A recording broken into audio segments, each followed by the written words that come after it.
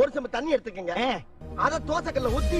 அதுக்குன்னு வழக்கமா ஒரு விளக்கமா வச்சிருப்பீங்கல்ல, ஆமாங்க, அத அடிப்பக்கமா திருப்பி சரிங்க, வரட்டு வரட்டு வரட்டுன்னு ஒரு 4 இழுப்பு இழுத்து சரிங்க, நல்லா கழுவி விட்டு சரிங்க, ஒரு கிண்ண நிறைய மாவு எடுத்து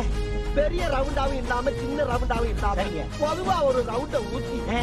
4-5 வெங்காயத்தை போட்டு பொடி பொடியா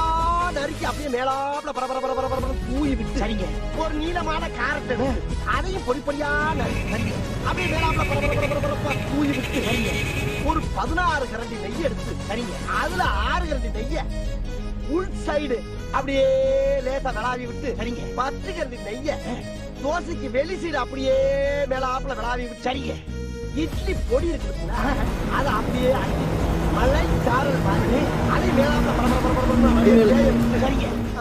பொறுத்துனாப்ல அப்படி ஒரு பருத்து இப்படி ஒரு பருத்து அப்படி பருத்தி விட்டு வடிவேல் சார் அவருக்கு கேட்ட மாதிரியே தோசை போட்டாச்சு.